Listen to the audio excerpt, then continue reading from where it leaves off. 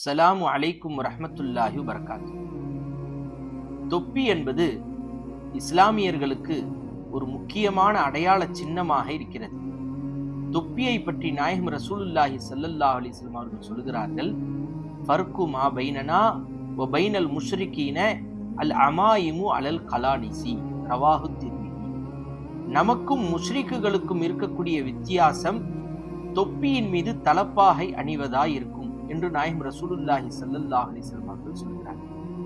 நாயகம் ஸல்லல்லாஹு அலைஹி வஸல்லம் அவர்கள் தொப்பி அணியாமல் தலை திறந்த நிலையிலே, தலப்பாகை அணியாமல் தலை திறந்த நிலையிலே தொழுகையை நிறைவேற்றினார்கள் என்பதாக நம்மால் ஒரு ஹதீஸையும் நம்மால் காண முடியாது.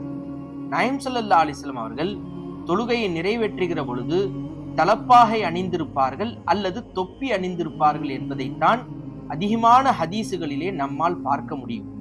நாயகம் ஸல்லல்லாஹு அலைஹி வஸல்லம் அவர்கள் சில நேரங்களிலே தொப்பி அணிந்திருப்பார்கள், அதற்குள்ளே ஒரு துணியையும் வைத்து அணிந்திருப்பார்கள்.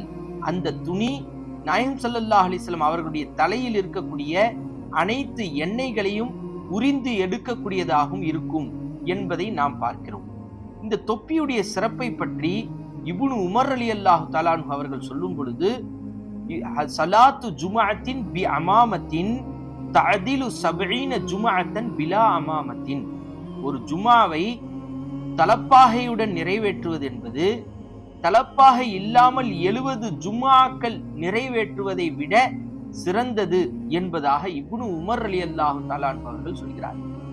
70 ஜும்ஆ தலப்பாகை இல்லாமல் தொழுவதை விட ஒரு ஜும்ஆ தலப்பாகையுடன் தொழுவது என்பது சிறந்தது என்று சொன்னால், அந்த தொப்பியுடைய அந்த தலப்பாகையுடைய அந்தஸ்து எந்த அளவுக்கு உயர்ந்ததாய் இருக்கும் என்பதை நாம் சற்று சிந்தித்து பார்க்க வேண்டும். ஒவ்வொரு முஸ்லிமுக்கும் அழகை, ஜீனத்தை தரக்கூடியதாக இந்த தொப்பியும் தலப்பாகையும் இருக்கிறது என்பதை நாம் சிந்தித்து பார்க்க வேண்டும்.